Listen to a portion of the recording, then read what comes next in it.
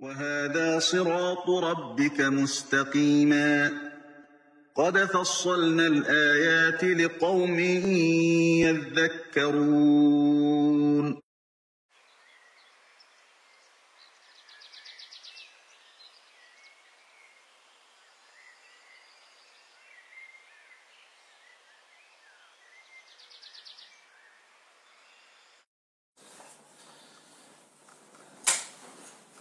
إن الحمد لله نحمده ونستعينه ونستغفره ونعوذ بالله من شرور أنفسنا ومن سيئات أعمالنا من يهده الله فلا مضل له ومن يضلل فلا هادي له وأشهد أن لا إله إلا الله وحده لا شريك له وأشهد أن محمدا عبده ورسوله صلى الله عليه وسلم. قد مر معنا أصول للسنة، وهي التمسك بما كان عليه أصحاب رسول الله صلى الله عليه وسلم والاقتداء بهم وترك البدع، وكل بدعة فهي ضلالة.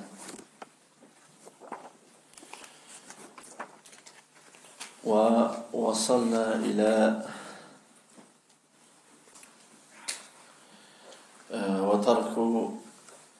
وترك الخصومات والجلوس مع أهل أو أصحاب الأهواء. Donc, nous avons vu quelques fondements de la sunna, parmi eux le fait de s'attacher à ce sur quoi étaient les compagnons, de les prendre en exemple, de délaisser les innovations, et que toute innovation est égarement.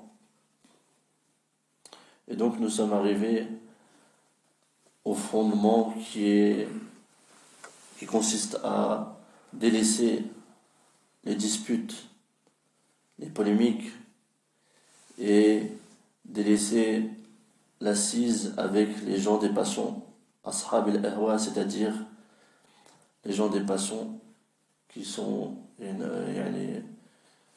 sont autres que les innovateurs, les gens de l'innovation. Donc nous prenons la suite. عن أنس رضي الله عنه وقد جاءه رجل فقال له يا أبا حمزة لقيت قوما يكذبون بالشفاعة وبعذاب القبر فقال أولئك الكذابون فلا تجالسهم. وعن ابن عباس رضي الله عنهما أنه قال لا تجالس أهل الأهواء فإن مجالستهم ممرضة للقلوب. Et donc, le cheikh a apporté quelques athars des sahaba, des paroles des sahaba radiyallahu anhum, et il a apporté la parole de Anas ibn Malik radiyallahu anhu, qui dit: ne tassez pas avec les gens des passions, car le fait de t'asseoir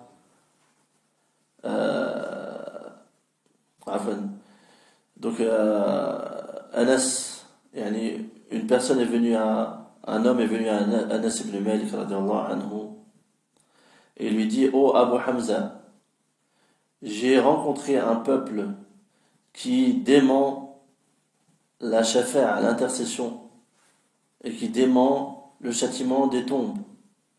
Et il dit, Anas radiyallahu anhu, ce sont les menteurs, ne t'assieds pas avec eux. Il a été rapporté dans Al-Iban Al-Kubra d'Ibn Battah. Et aussi Ibn Abbas radiyallahu anhu a dit: ne t'assieds pas avec les gens des passions, c'est-à-dire les innovateurs, car certes le fait de t'asseoir avec eux rend malade les cœurs. Et pareillement, il était rapporté dans l'Iban al-Kubra d'Ibn Battah. وقال أبو الجوزاء وكان من كبار التابعين: لأن يجاورني قردة وخنازير أحب إلي من أن يجاورني أحد منهم، يعني أصحاب الأهواء.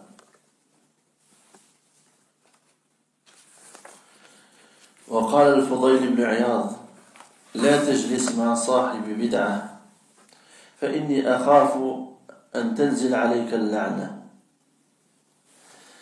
Et aussi, il a été rapporté parmi les paroles des pieux prédécesseurs, en ce qui concerne la mise en garde contre le fait de s'asseoir contre les gens de l'innovation. Il y a la parole de Abul Jawza qui fait partie des tabi'in, des successeurs, des grands successeurs des Sahaba, les successeurs des Sahaba. Il dit, rahimahullah, que les singes et les porcs me côtoient, mais préférés au fait que l'un d'entre eux me côtoie, c'est-à-dire l'un des gens des passions, de l'innovation. Pourquoi? Car le fait de côtoyer les singes et les porcs ne lui nuira pas. Tandis que le fait de côtoyer les gens de l'innovation, ceci est un danger pour sa religion, pour la religion, car ils peuvent mettre une équivoque dans ton cœur.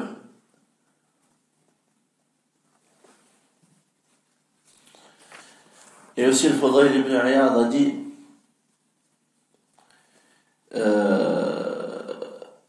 et aussi il fait partie des tabi'in, et donc il a dit ne t'assieds pas avec une personne innovatrice, car j'ai peur que la malédiction descende sur toi.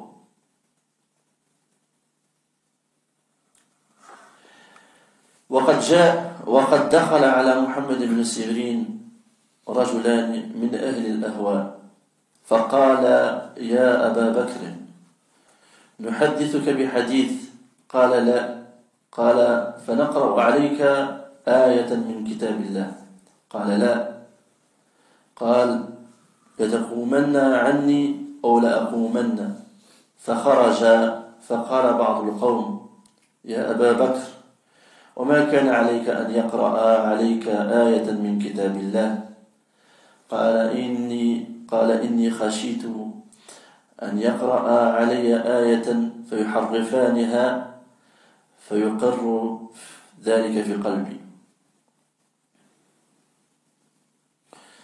Et aussi, il a été rapporté que deux hommes parmi les gens des passions, c'est-à-dire les gens de l'innovation, sont rentrés chez Mohammed ibn Sirin, qui fait partie aussi des grands savants, des tabi'in, des successeurs, c'est-à-dire ceux qui ont pris la science des Sahaba, directement des Sahaba.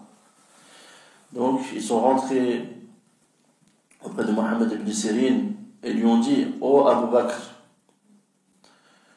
pouvons-nous te narrer un hadith? Il dit non. Ils dirent alors, ces deux hommes, alors pouvons-nous lire un verset du livre d'Allah? Il dit non. Et il dit soit vous partez, vous levez, c'est-à-dire pour partir, ou soit je pars, je me lève. Et ils sont donc sortis. Et certains parmi les personnes présentes ont dit ô Abu Bakr, et qu'y a-t-il au fait qu'ils aient lu sur toi un verset du livre d'Allah? Il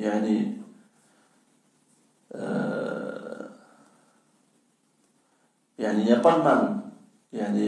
Sous-entendu, il n'y a pas de mal. Pourquoi n'a-t-il pas voulu entendre un verset? Et il dit, l'imam Mohammed ibn Sirin, il dit, j'ai eu peur qu'il lise sur moi un verset et qu'il le falsifie et que ceci s'ancre dans mon cœur. Et Mohammed ibn Sirin, c'était une montagne de science parmi les tabi'in. Il avait peur pour lui-même, car il faut savoir que nos cœurs, ils ne sont pas entre nos mains, ils sont entre les deux doigts de Rahman, du tout miséricordieux. Et comme les savants le disent, يعني لا تغتر بما عندك من الذكاء أو من العلم أو من المعرفة. Ils disent ne sois pas dupé parce que tu as comme intelligence ou comme connaissance ou comme science. Il ne nous est pas demandé de, يعني, comme certains disent, moi je connais la vérité, et même si j'entends d'une personne qui fait partie des innovateurs ou des gens de l'égarement, je prends que ce qu'il a de bon et je délaisse ce qu'il a de mauvais. Non. Parmi les fondements de la sunna, chez nous, c'est de ne pas les écouter. Et même le Fudayl ibn Iyad, il disait من جالس صاحب بدعة لم يعطى الحكمة. Il n'a pas celui qui s'assoit avec une personne de l'innovation, il n'a pas reçu, on ne lui a pas donné la sagesse. Donc, nos cœurs ne sont pas entre nos mains.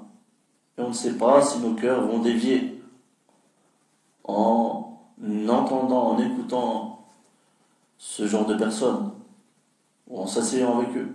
C'est pour cela que parmi les fondements de la sunna, c'est de délaisser leur assise. Et il est compris dedans de ne pas les écouter.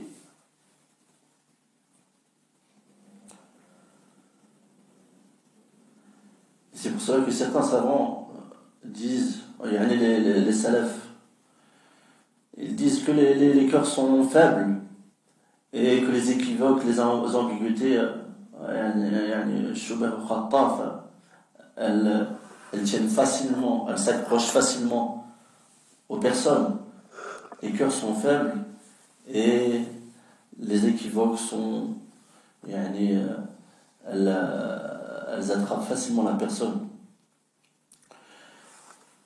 وعن عبد الرزاق عن الصنعاني أنه قال لي إبراهيم بن محمد بن أبي يحيى أرى المعتزلة عندكم كثيرا. قلت نعم وهم يزعمون أنك منهم. قال أفلا تدخل معي هذا الحانوت حتى أكلمك. قلت لا. قال لما؟ قلت لأن القلب ضعيف والدين ليس لمن غلب. وعن مبشر بن إسماعيل الحلبي قال قيل للأوزاعي إن رجلا يقول أنا أجالس أهل السنة وأهل البدعة. فقال الأوزاعي هذا رجل يريد أن يساوي بين الحق والباطل. Et aussi Abd al-Razzaq al-San'ani rahimahullah, il dit Ibrahim ibn Muhammad ibn Abi Yahya m'a dit je vois que les Mu'tazilites sont nombreux chez vous. Et Abd al-Razzaq a dit oui, et ils prétendent que tu fais partie d'eux. Et il dit, cette personne, il dit à Abd al-Razzaq al-San'ani, il dit n'entrerais-tu pas avec moi dans cette boutique afin que je te parle? Et l'imam Abd al-Razzaq al-San'ani a dit non.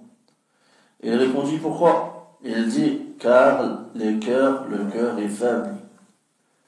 Et la religion n'appartient pas à celui qui domine, c'est-à-dire qui domine dans le débat. Alaykoum salam.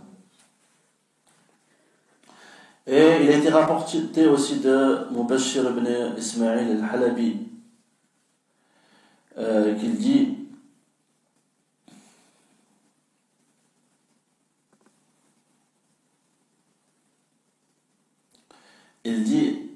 il a été dit à Al-Awza'i, qui fait partie des Tabi'in, il a été dit que une personne ou un homme a dit moi je m'assois avec les gens de la sunna et les gens de l'innovation. Et il dit Al-Awza'i, c'est un homme qui veut placer la vérité au même rang que le faux.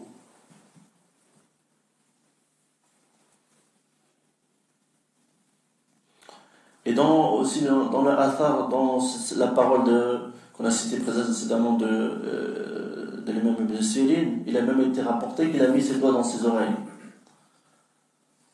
Alors que c'est une montagne de science. Qu'en est-il de nous? Donc nous devons être plus à même de nous écarter de l'écoute de ce genre de personnes. Alors que nous n'avons pas la science de cet imam. قال ولأهل البدع والأهواء علامات يعرفون بها ومنها أولا الواقعة في أهل الأثر قال أبو حاتم الرازي رحمه الله علامة أهل البدع الواقعة في أهل الأثر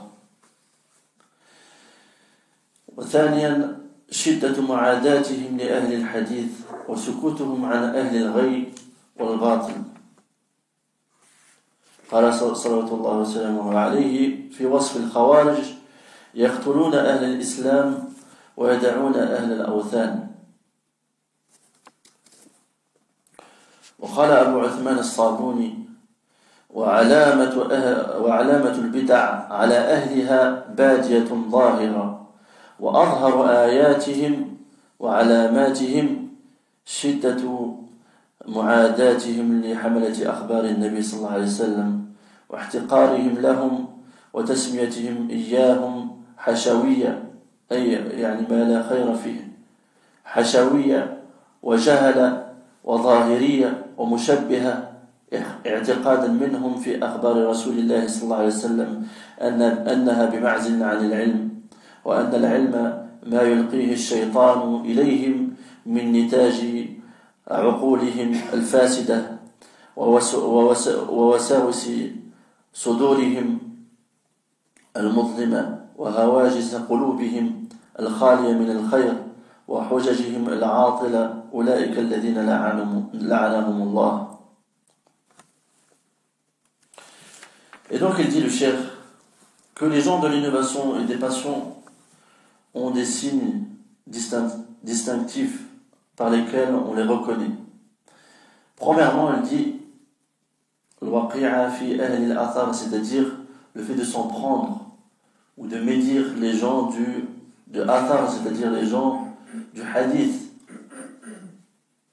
Et Abu Hatim al-Razi a dit, rahimahullah, il dit le signe des gens de l'innovation, c'est qu'ils s'en prennent aux gens du athar.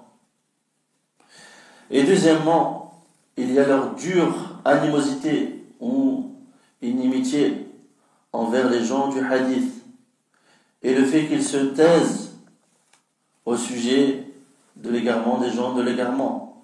Ils se taisent à leur égard. Ils les laissent dans leur égarement. Ils laissent dans leur égarement les gens du faux et les gens de l'égarement. Et parmi les preuves, le prophète sallallahu alayhi wa sallam a dit au sujet dans la description des kharijites, il dit sallallahu alayhi wa sallam au sujet des khawarij, il tue les gens de l'islam et il délaisse les gens, les idolâtres. Il délaisse les idolâtres, c'est-à-dire qu'il les laisse associer à Allah subhanahu wa ta'ala. Donc ils se taisent sur leur égarement. Donc ceci est le deuxième signe distinctif des gens de l'innovation. Et aussi Abu Uthman al-Sabouni a dit, rahimahullah, et le signe de l'innovation sur les gens de l'innovation est clair et apparent. Et le signe le plus distinctif, le plus clair, c'est la forte inimitié ou animosité qu'ils ont envers les porteurs des informations du prophète sallallahu alayhi wa sallam, c'est-à-dire des hadiths, les porteurs du hadith, les porteurs de hadith du prophète sallallahu alayhi wa sallam, et aussi le fait qu'ils les méprisent, ils méprisent les gens du hadith et ils les nomment hashawiyya, c'est-à-dire ceux qui ne comportent aucun bien. Pour eux, les gens de la sunna, ce sont hashawiyya, c'est-à-dire des gens qui n'ont pas de bien, qui ne comprennent aucun bien. Ou aussi jahala, c'est-à-dire ignorant. Ou aussi zahiriya, c'est-à-dire il méprise, il nomme les gens de la sunna comme étant zahiri, c'est-à-dire qu'ils prennent l'essence apparente des textes. Car les gens de la sunna prennent l'essence apparente des textes. Et aussi, il les nomme aussi al-mushabbiha, c'est-à-dire ceux qui font de la ressemblance.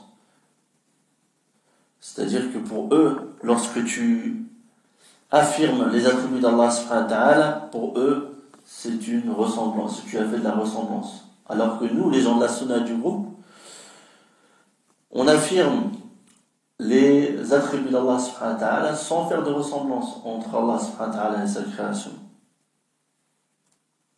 Mais pour eux, le fait d'affirmer les attributs d'Allah subhanahu wa ta'ala, de croire qu'Allah subhanahu wa ta'ala a un visage, deux mains, etc., de croire qu'il a l'attribut d'Ar-Rahma, et pour eux c'est faire de la ressemblance. Donc eux, soit c'est-à-dire qu'ils interprètent ou falsifient aussi le sens, ou soit ils les renient. Alors que nous, les gens de la sunna, on l'accepte. Allah subhanahu wa ta'ala a dit cela. On l'accepte sans faire de ressemblance. Il n'y a aucune ressemblance entre Allah subhanahu wa ta'ala et ses créatures. Il n'y a rien qui lui ressemble. Il n'y a rien qui lui est semblable. Et donc,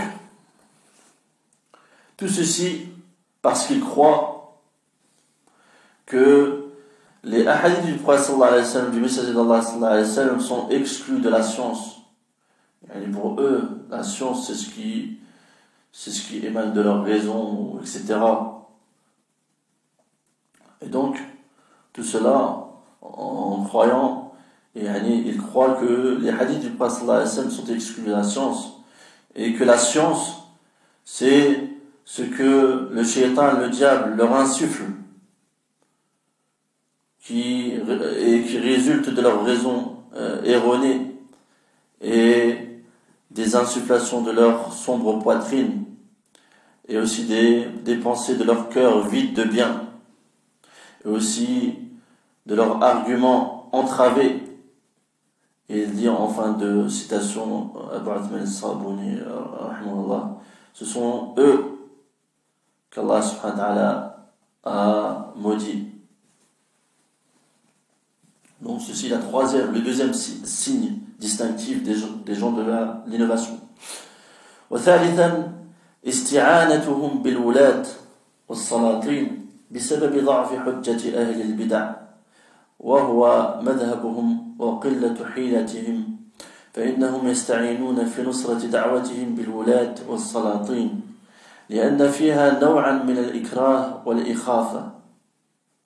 Troisième signe distinctif, c'est qu'ils cèdent des gouverneurs à cause de leur faible argumentation. Et les gens de l'innovation ont une faible argumentation. Leur argumentation est faible. C'est pour ça même que le Cheikh l'Islam Ben Taymiyyah disait, ramenez-moi n'importe quelle preuve sur lesquelles se sont appuyés les gens de l'innovation, je trouverai la réfutation contre leur faux, leur égarement dans la même preuve, dans la preuve qu'ils ont prise. Et donc ils cèdent des gouverneurs, et c'est ceci leur méthodologie, c'est des gouverneurs, et ceci fait partie de leur faible ruse. Donc ils s'appuient sur les gouverneurs pour supporter pour élever ou pour sauver leur prêche, leur appel au faux. Car il y a dans cela, dans le fait de céder des gouverneurs, il y a une sorte de contrainte, le fait d'imposer aux gens une chose, et d'intimidation. Et c'est ce qu'ils ont fait aussi avec l'imam Ahmed. Comme vous connaissez bien l'histoire de l'imam Ahmed. Ils se sont aidés du calife, du gouverneur à cette époque-là, contre l'imam Ahmed. ورابعا الاجتهاد والغلو في العبادة فالمبتدع يزيد في الاجتهاد لينال في الدنيا التعظيم والجاه والمال وغير ذلك من أصناف الشهوات لأن التعظيم على ترك شهوات الدنيا أعظم ألا ترى إلى انقطاع الرهبان في الصوامع عن جميع الملذات ومقاساتهم لأصناف العبادات والكف عن الشهوات وهم عن ذلك خالدون في جهنم. Quatrièmement, il y a le fait qu'ils s'efforcent, qu'ils font des efforts dans l'exagération, dans l'adoration. Ils ont une exagération dans l'adoration. Il dit le chef que l'innovateur, il amplifie ses efforts dans l'innovation afin d'obtenir dans ce bas monde le respect ou la grandeur, aussi le rang, avoir une place ou un rang, et aussi l'argent ou les biens. Et toute autre chose parmi les sortes de choses qui sont relatives aux shahawat, aux passions de cette dunya. Et il dit ceci, pourquoi? Il dit car le fait d'être respecté ou d'être respecté pour avoir délaissé les passions de la dunya est plus grand, est une chose plus importante ou plus les gens trouvent que cela est meilleur et plus immense de délaisser les passions de la dunya. Et il dit en exemple, ne vois-tu pas les moines qui se replient dans leur monastère et qui se privent de tous les plaisirs, et ils souffrent en pratiquant toutes sortes d'adorations et en délaissant les passions, alors que ils ne sont pas sur la voie droite, ils ne sont pas musulmans. وقال تعالى, et aussi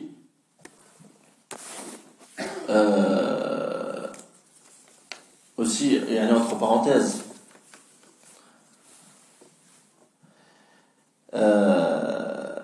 l'imam al-Shafi'i, entre parenthèses, l'imam Ayyub al-Sikhtiyani, rahimahullah, qui fait partie des tabi'in, des imams des tabi'in, il disait: ما ازداد صاحب بدعة اجتهادا إلا ازداد من الله عز وجل بعدا. وقال الإمام الشافعي رحمه الله: لأن يلقى الله العبد بكل ذنب ما خلا الشرك خير من أن يلقاه بشيء من الهوى أي من البدع. المبتدع يرى أنه على حق فقل أن يتوب لأنه يرى أنه على حق. ولذلك قال كذلك سفيان الثوري، وهو كذلك من أئمة أتباع التابعين، قال: البدعة أحب إلى إبليس من المعصية لأن المعصية يتاب منها والبدعة لا يتاب منها لأن صاحب البدعة يرى أنه على خير. Et donc, entre parenthèses, Ayyub al-Sikhtiyani, qui fait partie des imams des salaf, des tabi'in, des plus prédécesseurs qui ont pris la science des Sahaba. Il dit l'innovateur n'amplifie sa motivation dans l'innovation sans qu'il n'amplifie parallèlement son éloignement d'Allah subhanahu wa ta'ala. Et l'imam Shafi'i a dit, rahimahullah, il dit que le serviteur rencontre Allah avec tous les péchés sauf l'association est meilleur que de le rencontrer avec une quelconque innovation. Et donc il faut savoir que l'innovateur, il voit qu'il est sur la vérité et qu'il est sur le bien. Et c'est pour ça qu'il ne se repent pas, ou ne se repent que rarement.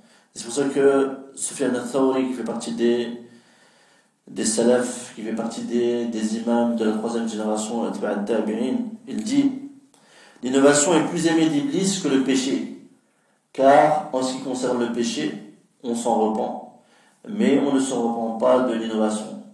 Pourquoi? Parce que la personne, elle croit qu'elle est sur un bien.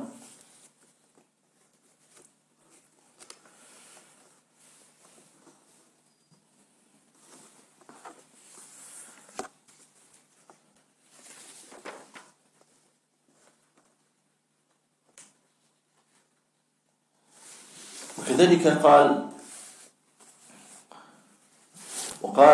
تعالى وجوه يومئذ خاشعة عاملة ناصبة تصلى نارا حامية وقال تعالى قل هل ننبئكم بالأخسرين أعمالا الذين ضل سعيهم في الحياة الدنيا وهم يحسبون أنهم يحسنون صنعا وما ذاك قال الشيخ وما ذاك إلا لخفة يجدونها في ذلك الالتزام ونشاط يداخلهم ويستسهلون به الصعب بسبب ما داخل النفس من الهوى فإذا بدا للمبتدع ما هو عليه رآه محبوبا عنده فما الذي يصده عن الاستمساك به والازدياد منه وهو يرى أن أعماله أفضل من أعمال غيره واعتقاداته أوفق وأعلى قال تعالى كذلك يضل الله من يشاء ويهدي من يشاء وقد يفتتن البعض بالمبتدع لما يرون عندهم من التزهد والتخشع والبكاء وغير ذلك من كثرة العبادة وليس هذا مقياسا صحيحا في معرفة الحق فقد قال النبي صلى الله عليه وسلم لأصحابه في وصف أهل البدع يحقر أحدكم صلاته عند صلاتهم وصيامه عند صيامهم وقراءته عند قراءتهم وهذا الخطاب للصحابة رضي الله عنهم. Et donc le cheikh a dit, il a rapporté quelques versets. Allah subhanahu wa ta'ala a dit ce jour-là il y aura des visages humiliés, préoccupés, harassés, ils brûleront dans un feu ardent. Et aussi Allah Ta'ala dit, voulez-vous que nous vous apprenions lesquels sont les plus grands perdants en œuvre? Ceux dont l'effort dans la vie présente s'est égaré alors qu'ils s'imaginent faire le bien. Et il dit que ces gens de l'innovation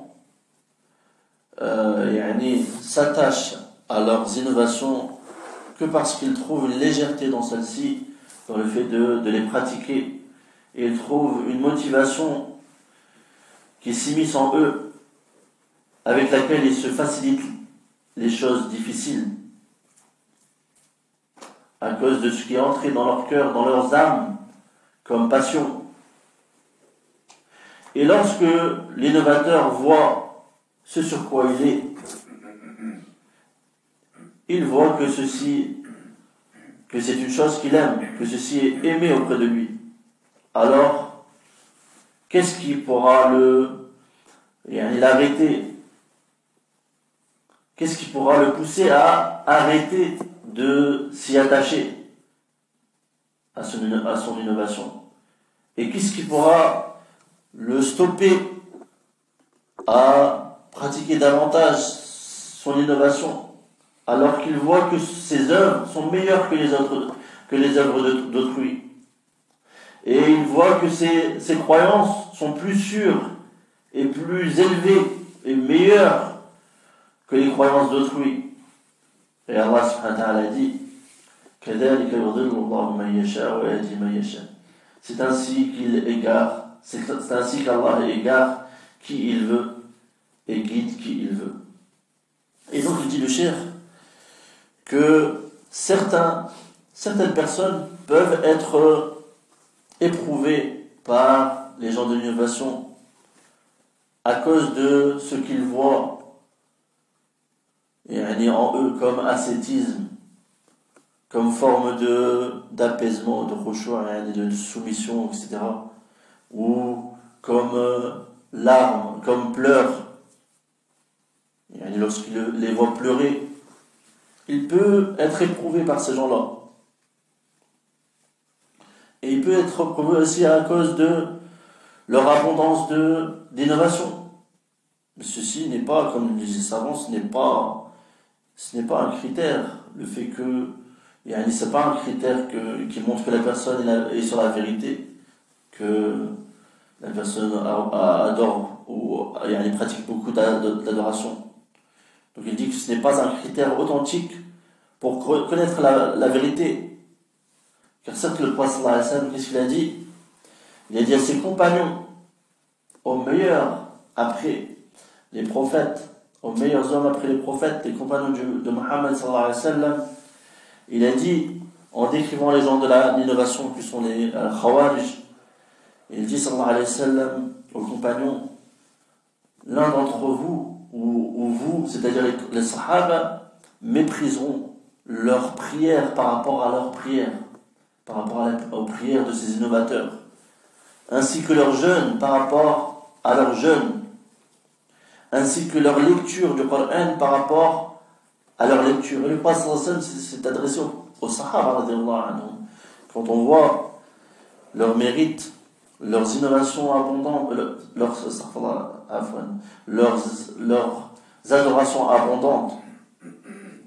adorations abondantes, leurs jeûnes abondants, et pourtant le prophète sallallahu alayhi wa sallam dit qu'ils mépriseraient leur adoration par rapport à l'adoration de ces innovateurs que sont les Khawarij. ثم انتقل الشيخ في علامات أهل السنة. أما أظهر علامات أهل السنة فأولا دعوتهم إلى كتاب الله تعالى، أي إلى متابعته والعمل به. ثانيا تفسيرهم له بالأثر أي بالسنة وتفسير الصحابة والتابعين. وثالثا دعوتهم إلى السنة الصحيحة المأثورة عن النبي صلى الله عليه وسلم.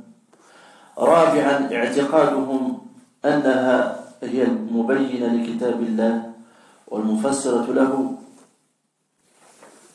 Et donc le cheikh explique maintenant, Cheikh Najmi rahimahullah, les signes des gens de la sunna, les signes distinctifs des gens de la sunna. Premièrement, il dit, les gens de la sunna appellent au livre d'Allah Ta'ala, c'est-à-dire au suivi de ce livre et à la pratique de ce livre. Deuxièmement, il y a le fait qu'ils expliquent le livre d'Allah subhanahu wa ta'ala en s'appuyant sur al-athar, c'est-à-dire les hadiths du prophète sallallahu alayhi wa sallam, la sunna, c'est-à-dire, et l'explication des sahaba, des compagnons et des tabi'in, de leurs successeurs. Et troisièmement, il y a le fait qu'ils appellent à la sunna authentique qui a été rapportée du prophète sallallahu alayhi wa sallam. Et donc, quatrièmement, ils croient que la sunna clarifie le livre d'Allah subhanahu wa ta'ala et qu'elle l'explique. Donc les gens de la sunna croient que la sunna explique et clarifie le livre d'Allah subhanahu wa ta'ala. Et donc c'est un fondement qu'on verra la semaine prochaine dans les fondements de la sunna. C'est un fondement qu'a évoqué l'imam Ahmed. وخامسا محبة السنة ومحبة أهلها وحملتها واعتقاد أنهم هم الذين يحفظ الله بهم الدين. وقد زين الله سبحانه وتعالى قلوب أهل السنة ونورها بحب علماء السنة فضلا منه عز وجل جل جلاله. قيل لأبي بكر ابن عياش: من السني؟ قال، وهو من التابعين، قال يعني قيل له: من السني؟ قال: الذي إذا ذكرت الأهواء لم يتعصب لشيء منها. Et donc, cinquièmement, il y a l'amour de la sunna. Parmi leurs signes, les signes distinctifs des gens de la sunna, c'est qu'ils aiment la sunna. Et qu'ils aiment les gens de la sunna, ainsi que les porteurs de la sunna. Et ils croient aussi que Allah subhanahu wa ta'ala, par leur intermédiaire, il préserve sa religion. Il protège sa religion par l'intermédiaire des gens du hadith, des gens de la sunna. Et il croit que Allah subhanahu wa ta'ala aussi, il a embelli les cœurs des gens de la sunna et il les a illuminés par l'amour des savants de la sunna. Et ceci est une grâce provenant d'Allah subhanahu wa ta'ala. Donc ils aiment aussi les gens de la sunna. Il a été dit à Abu Bakr ibn Ayyash, qui fait partie des successeurs des Tabi'in, qui est le sunnite, le sunni? Et il dit, c'est celui qui, lorsque les passions, l'ahwa, c'est-à-dire les passions, sous-entendu, les innovations, c'est celui qui, lorsque les innovations sont évoquées, il ne se fanatise à aucune d'entre elles. سادسا اعتدالهم ما بين الجفاء والغلو والإفراط والتفريط. سابعا أنهم لا يغلون في أحد من أئمتهم حتى يعتقدوا فيه العصمة لا من الصحابة ولا من غيرهم. ثامنا أنهم يبغضون أهل البدع ويتعبدون لله بمجاهدتهم وبيان حالهم وبدعهم حتى يحذرها الناس ويحذروهم.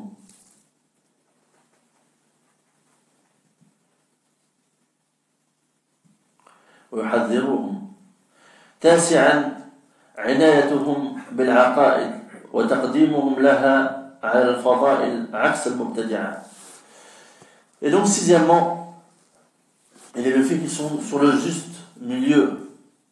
Ils sont entre le laxisme et l'exagération. Et septièmement, il y a le fait que les gens de la sunna n'exagèrent envers aucun parmi les imams de la sunna, au point de croire qu'ils sont infaillibles. Même les sahaba, ils ne sont pas infaillibles pour les gens de la sunna. Il n'y a que le prophète sallallahu alayhi wa sallam qui est infaillible. Donc infaillible, c'est-à-dire préservé de l'erreur. Donc les gens de la sunna, pour eux, ils n'exagèrent pas envers quiconque parmi les savants de la sunna, les imams de la sunna. Ils n'exagèrent pas au point de croire qu'ils sont infaillibles, c'est-à-dire qu'ils ne font pas d'erreur.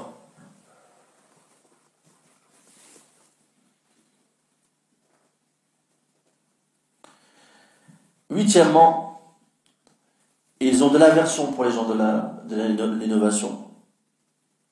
Et ils adorent Allah subhanahu wa ta'ala. Parmi leur adoration, c'est de s'efforcer de lutter contre les innovations afin qu'elles disparaissent et de clarifier la situation des gens de l'innovation et leur innovation afin que les gens prennent garde et qu'ils les mettent en garde. Et il a été rapporté que l'imam Ahmed a été questionné en ces termes. Rahimahullah. Il lui a été dit: préfères-tu que l'homme prie, jeûne et fasse la retraite pieuse, l'i'tikaf, ou qu'il parle des innovateurs, c'est-à-dire qu'il mette en garde contre les innovateurs? Il répondit, l'imam Ahmed ibn Hanbal, rahimahullah, s'il jeûne prie et se met en retraite pieuse, il le fait pour lui-même, c'est-à-dire c'est un bien pour lui-même. Alors que s'il parle des innovateurs, c'est-à-dire qu'il met en garde contre les innovations et les innovateurs, il le fait pour les musulmans, et cela est préférable. Comme a dit l'imam Ahmed, cela est préférable.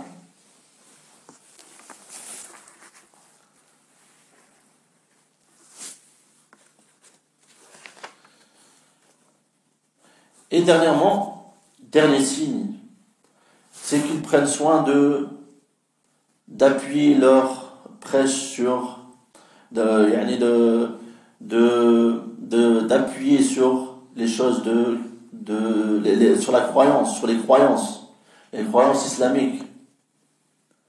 Et ils font devancer cet appel, l'apprentissage ou l'appel à la croyance islamique.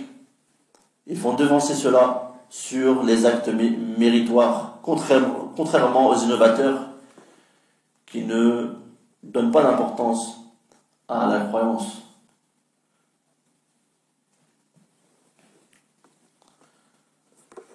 Donc on va finir un point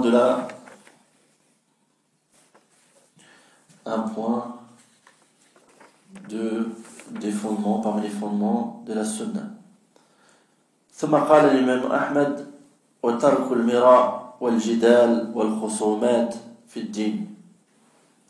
قال الشيخ النجمي رحمه الله: الدليل قوله تعالى: ولا تكونوا من المشركين من الذين فرقوا دينهم وكانوا شيعا. وقال عز وجل: ما يجادل في آيات الله إلا الذين كفروا. وقال سبحانه وتعالى: ما ضربوه لك إلا جدلا بل هم قوم خصمون. وفي الحديث: ما ضل قوم بعد هدى كانوا عليه إلا أوتوا الجدل. وفي الحديث: أبغض الرجال إلى الله الألد الخصم. وقال عمر بن عبد العزيز رحمه الله: من جعل دينه غرضا للخصومات أكثر التنقل، أي من رأي إلى رأي. وقال الحسن لرجل أراد أن يجادله: أما أنا فقد أبصرت ديني، فإن كنت أضللت دينك فالتمسه. Et donc, le fondement suivant, c'est le fait de délaisser les polémiques, la polémique dans la religion, les disputes à la polémique les polémiques dans la religion. Il dit le cheikh, la preuve, c'est la parole d'Allah. Et ne soyez pas parmi les polythéistes, parmi ceux qui ont émietté leur religion et se divisent en sectes. Et aussi Allah Azza wa Jalla a dit: seuls ceux qui ont mécru, seuls ceux qui ont mécru discutent les versets d'Allah. Et aussi Allah subhanahu wa ta'ala dit: ce n'est que par polémique qu'il te le cite comme exemple. Et dans le hadith, le prophète sallallahu alayhi wa sallam a dit, le hadith a été rendu bon, Hassan al-Albani, par al-Albani, et il a été rapporté par le Tirmidhi ou Ibn Majah. Il dit: il n'y a pas un peuple qui s'est égaré après avoir eu la guidée, après avoir reçu la guidée sur laquelle ils étaient. Il n'y a pas un peuple qui s'est égaré après avoir reçu la guidée sans qu'il n'ait obtenu la polémique. Et dans le hadith aussi, l'homme ou les hommes les plus plus détestés auprès d'Allah, ce sont les irréductibles acharnés.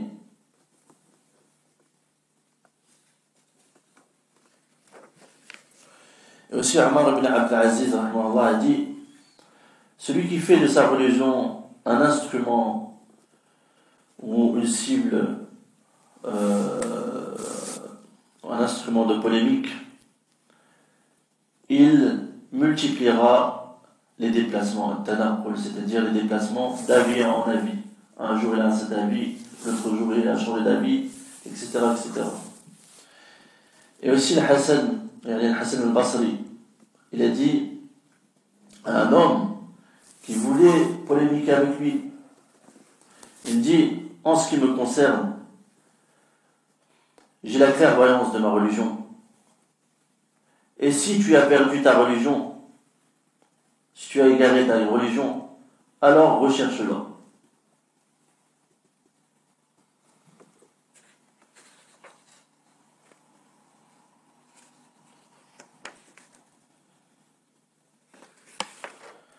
سبحانك اللهم وبحمدك أشهد أن لا إله إلا أنت أستغفرك وأتوب إليك